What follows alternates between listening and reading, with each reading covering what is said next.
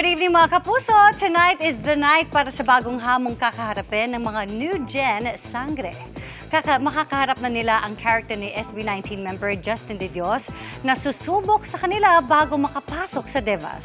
Ano naman kaya ang say ng mga sangre na makatrabaho ang isang P-pop idol? Makichika kay Nelson Canlas. Esta Sec 2, Encantadix at 18. Ngayong gabi mag-aabisala na ang karakter ni SB19 member Justin De Dios na may natatanging pagganap sa Kapuso Telefantasia na Encantadia Chronicles Sangre. Ivi mantre mangiava maste emre.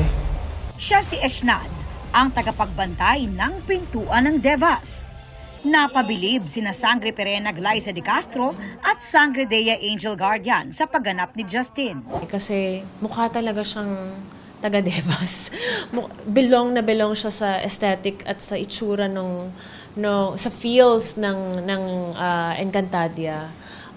I think bumagay talaga sa kanya perfectly yung role na Eshnad.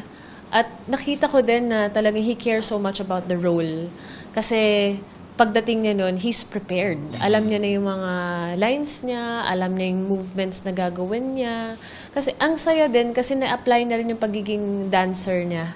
Pride ng Filipino ang SB19 and to be able na makatrabaho si Justin. Dahil din siguro dancer siya, kaya ang bilis niya po-make up ng mga choreography ng fights. And alam ko na excited na ang mga fan ng SB19. Thankful si Justin sa mga bida at buong team ng Encantadia Chronicles Sangre sa kanilang warm welcome. Nagkaroon po kami ng session and during the shoot, kinikwentuhan po nila ako sa kung ano yung nangyayari sa set. Hindi ko po na-feel na left out ako or parang bago ako. Kahit short lang po yung time namin together to work, parang mahabang time na yung napagsamahan, parang gano'n. Kabang-abang daw ang episode mamaya. Dahil si Eshnad, hindi raw basta-basta papayagan na pumasok sa Devas ang mga sangre.